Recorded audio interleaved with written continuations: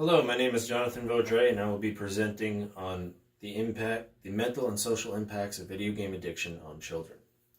Video game addiction has been an undiagnosed underlying problem in modern society for both adults and children for the better part of the last 20 to 30 years. Until the last 10 to 15 years, it began to be studied by psychologists and sociologists. In the last couple of years, gaming addiction has become recognized as a very real problem. For the purposes of this project, I will be focusing on the impact of children and adolescents. Modern technology as a whole has vastly changed the way children are raised, educated, and entertained. Some parents view their tech-savvy children as being a good thing, and while having some technological intelligence is important for the growth of youth in the technology age, it is also vital to a child to develop with traditional external stimuli for their, brain development. Common sense media states the prevalence of electronic media in the lives of children means that they are spending an increased number of hours per week in front of and engaged with screens of all kinds, including televisions, computers, smartphones, tablets, and handheld gaming devices and gaming consoles. Too much exposure to technology can have a lasting mental and sociological impact on a young mind. Just to briefly discuss the history, the very first cases of video game addiction can be traced back to the 1980s, shortly after the inception of video games. Over the time of the study of video game addiction has had to evolve to the changing mediums of gaming. For example, in the 1980s, gaming addiction revolved around pay-to-play arcade games like Space Invaders and Pac-Man. In the 90s, video game addiction had evolved to console and PC games. Most of these games were played offline and were single-player games, meaning that people that became addicted to video games spent countless hours in front of a screen, all by themselves, usually, with very little social interaction, and their minds would just, they'd become extremely antisocial, and this would become a behavioral problem. In the 2000s, gaming addiction leaped to the online arena with massive multiplayer online role-playing games, or MMORPGs, like StarCraft, World of Warcraft, and League of Legends, as well as console games like Halo, Call of Duty, Grand Theft Auto. These are all games that are very addictive for people. And I'm trying to think, Final Fantasy series is another one. People addicted to these types of games were not so afflicted with the antisocial problem. However, the addictive behavior produced by these games was equally as devastating. In 2010 and later, the most popular games have been Call of Duty and Fortnite.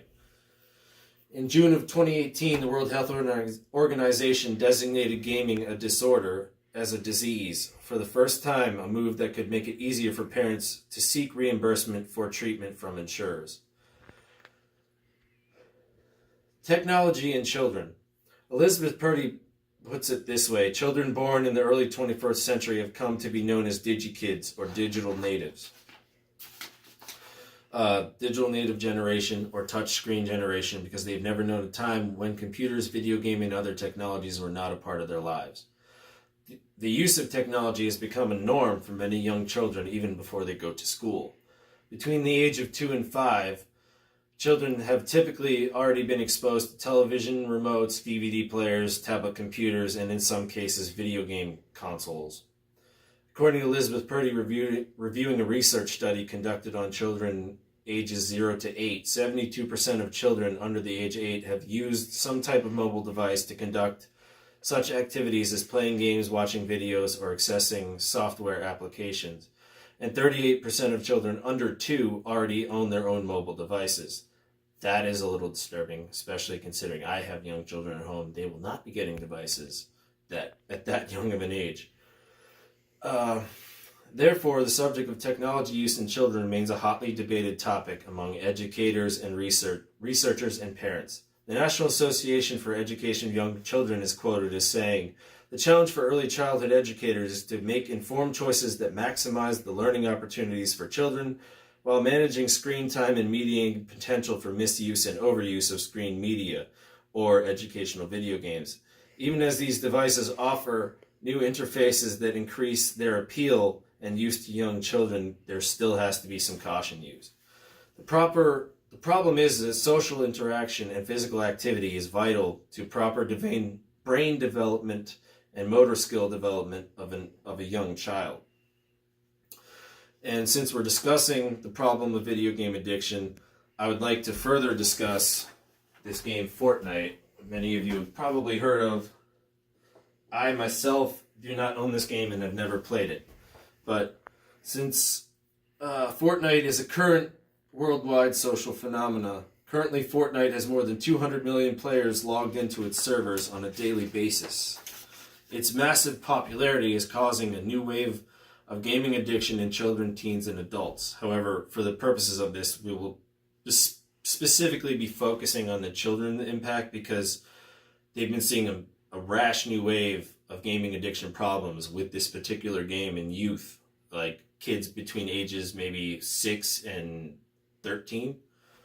So I myself have witnessed the impact of this far-reaching impact of this game. When I was at the park with my 3-year-old daughter Hannah a few weeks ago, I witnessed and overheard several young boys about ages 6 to 9 discussing how much they love playing this game and also actively playing out the things that they were doing in the game while on the playground. So whether these kids are unplugged or not, they're still talking about and discussing video games. So it's like in the forefront of their mind constantly. So I can imagine how much of an impact it's having on their learning at school.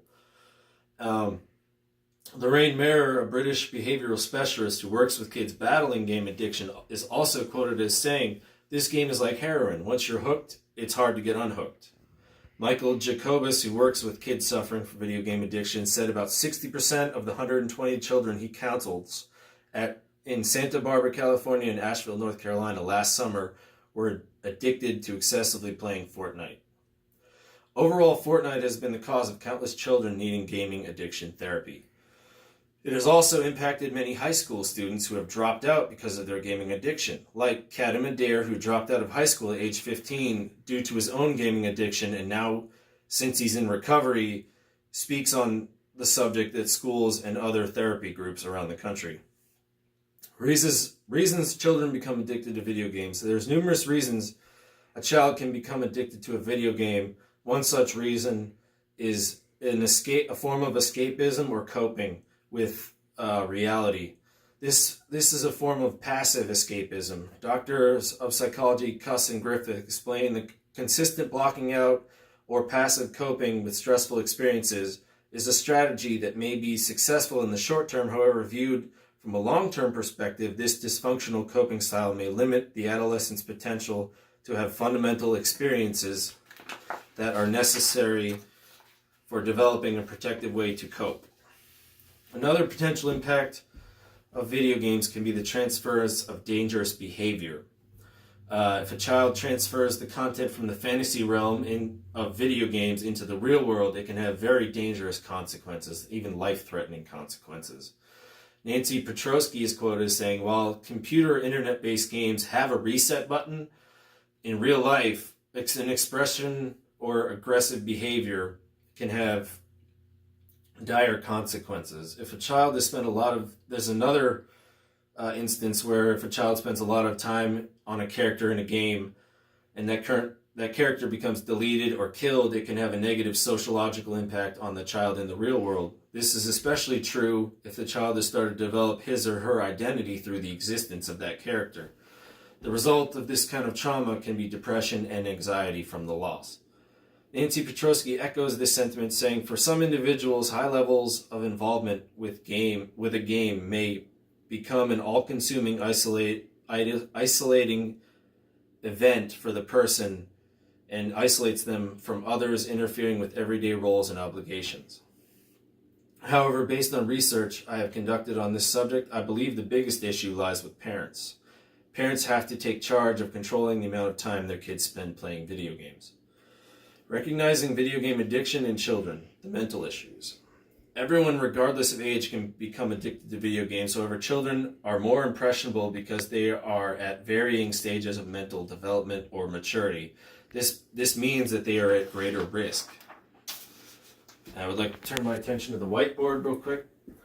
Mental problems are irritability, lack of self-control over emotions, poor concentration, alternate personality disorder, antisocial behavior, stress, anxiety, and depression. And these mental problems usually lead to the outward expression of these problems, which would be social problems. Aggressive behavior or violent behavior, lack of self-care, which is, lack of bathing, sleeping, or eating, poor academic performance in school, an increased risk for childhood obesity, which leads to a lack of self-esteem or poor self-image, especially in teenagers, that's true. Currently, the only known treatments that are proven effective, according to Paul Mary, is technology detox, in which the devices are taken away, and combined with healthy eating, sleeping, and group therapy. And I would like to turn my attention to the South Korean culture now, because Elizabeth Purdy says research studies on game addiction have focused on Asian youth because of the integration of video gaming and popular culture. Therefore, in South Korea, the culture is one of intense video gaming and competition. It's not really a surprise that children in this culture have been affected by video games' popularity, because there's entire TV networks that are dedicated to televising StarCraft and League of Legends matches, and these networks are massively popular. A study conducted on Korean children suffering from gaming addiction, the author Hee Jong-seok is quoted as saying, participants of the survey reported serious symptoms of internet gaming addiction, which negatively affected their psychological health and self-identity. They also reported that they were aware of how the internet games negatively affected their daily lives, academic performance, family relationships, and which worsened once they became addicted. In 2018, 68.3% of adolescents and teenagers aged 13 to 24 in Korea spent the majority of their time engaged in computer gaming. Since 2000, research has extensively been conducted in South Korea because of the massive popularity of games. And while the gaming addiction is a problem worldwide, it appears, based on the research study, that American children have greater problems with video game addiction. To date, there's only two policies that I could find that relate to video games. The Supreme Court rarely rules on computer gaming. However, the court ruled that to restrict the sale of violent video games to minors is a violation of the First Amendment. Therefore, the government left that up to the state and local governments to decide how to deal with that problem. The only two major policies, as I mentioned before, one is the rating system, and the second is restriction of sale. The Entertainment Software Rating Board, ESRB, created this rating system in 1994. The ratings go as follows: C for children, usually educational in nature; E for everyone; T for teens; M for mature; and AO for adults only. However, enforcement of the rating system falls to retailers and the parents of the children. Employees of retailers face fines up to felony charges for failure to enforce the rating system. Future impacts of gaming addiction. I do feel, based on the research I conducted, there will be a continuous increase in the number of cases of gaming addiction. If the numbers of cases and overall results of the most addictive recent fad, Fortnite, are any indications of future impacts, there is definitely more to come. Video game developers are going to continue to develop games that gamers want to play. And these games are going to continue to progressively become more addictive because, the creators of games are making countless amounts of money off of our children and getting them hooked on these games. Paul Weigel puts it this way. He's a psychiatrist in Mansfield, Connecticut, who is currently seeing about 20 compulsive Fortnite game players, and recommends that parents keep kids under 10 from playing video games. And parents need to set limits on when they do play.